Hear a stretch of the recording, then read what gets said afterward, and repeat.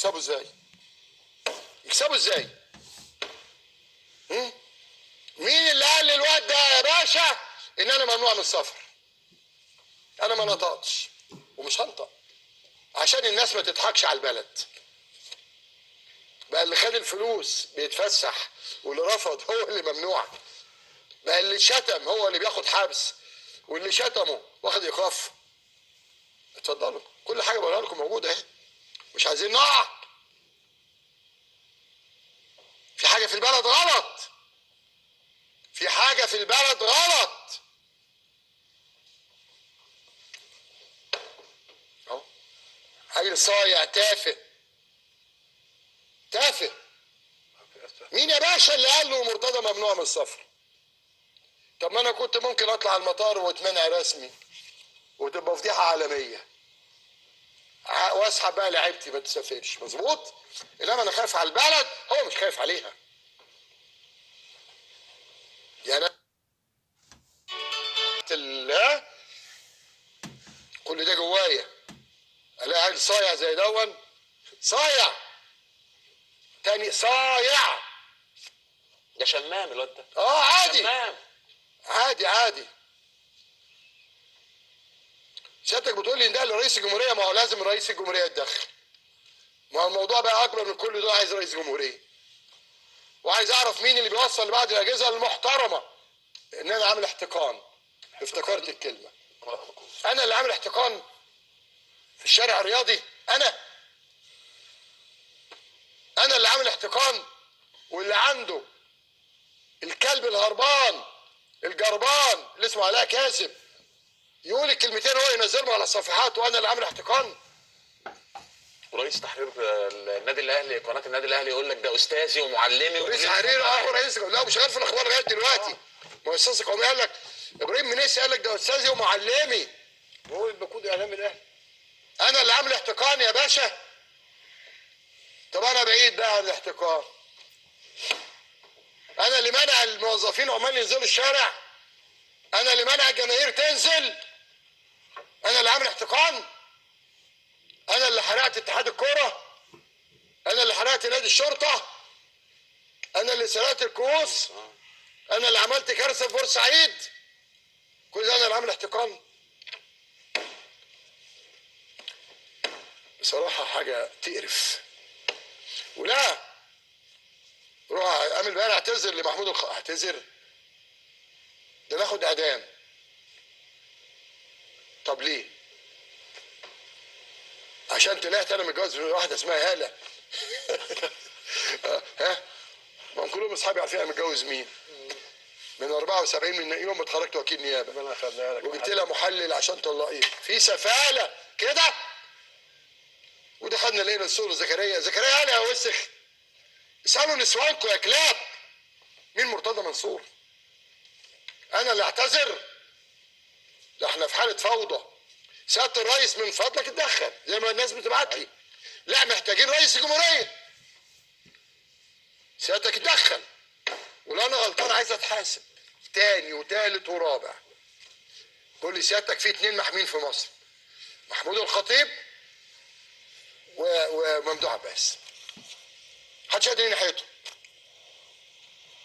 معالي رئيس الجمهوريه انا مقدم 186 بلاغ تقريبا ضد محمود الخطيب، مفيش ولا بلاغ اتحقق فيه، كله اتحفظ. معالي الرئيس في بلاغ متقدم السيد تركي الشيخ وراجل وزير ضد محمود الخطيب 228 مليون جنيه اتسالت الرقابه الاداريه، جهاز مركزي محاسبات، كسب غير مشروع، وزاره الشباب. محمود الخطيب اتحفظ البلاغ من غير ما يتسال محمود الخطيب حتى في اسم الشغل. يا عم مرتضى، يا حبيب مرتضى، يا اخ مرتضى، يا رئيس نادي الزمالك، حفظ البلاغات بتاعتك ضد محمود الخطيب لاني ما ثبتش حاجه. الراجل ده نظيف ونزيه وشريف. انت بتنادي في مين؟ انت عمال ترمي بالك على مين يا عم مرتضى؟ يا عم مرتضى كفايه هد في البلد وتقول انا واقف جنب البلد. اعمل ايه؟ هو في ايه؟ ما تفهمونا في ايه؟ سياده الرئيس بحضرك انت ما هو بعد ما وقعت المره دي العيا ده بقى، لا انا مش مستني لغايه ما اموت عشان الظلم اللي في البلد. اقسم بالله ان محمود الخطيب لم يسأل حتى في محضر شرطه. تخيل.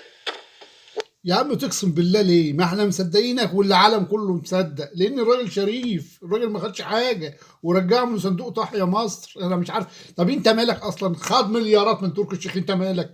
يخصك ايه؟ وتحفظ البلاغ، وانا مش ضد تحفظ البلاغ.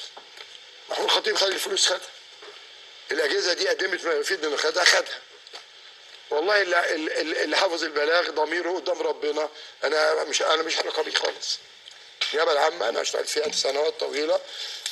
طب خلاص انت قلت ربنا يحاسبه، خلاص مالكش دعوه بقى.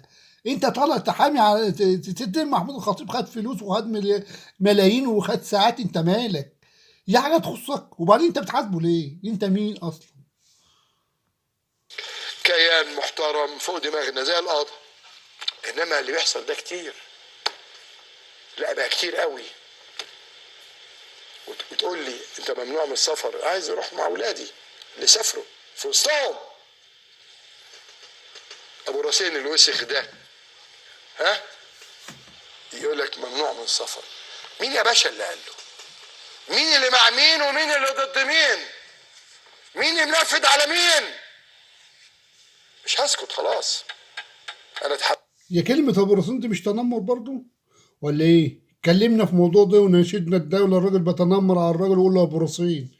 ده خلقة ربنا يا عم مرتضى، بتعيب على خلقة ربنا. عملت ما هو فوق طاقة البشر. يا استاذ يا فاضل، دي كلها الاحكام. انا اوريكم اهو. سياده القاضي بيقول لك لما رفع الحجز قال لك اصل هو ما عملش تظلم قبل يوم 11. يا فندم انا معلن يوم 11 يا ابني. هات الكاميرا حطها على يمين اهي انا معلن يوم 11. البنك اللي معلن يوم 6. هو في يا جماعه اهو كلها كده اهي، كلها 11. بصوا يا جدعان، ده كله هري بقى عن ممدوح عباس والحكم والحجز، وملوش اي لازمه نسمعه يعني. وهنسمع ياما كتير من ده كده. نقدم شويه شويه. يقول ايه؟ 800,000. ادي فندق اللي انا كنت بعمله وخلص على الفرش على جامعه الدول العربيه. اتفضل. على جامعه الدول العربيه.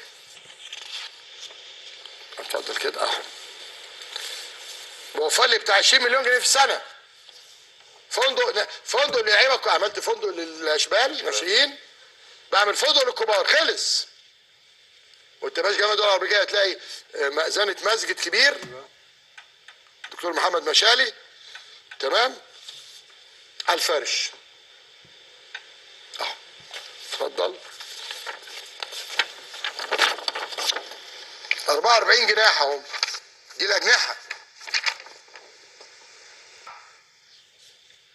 اتفضل.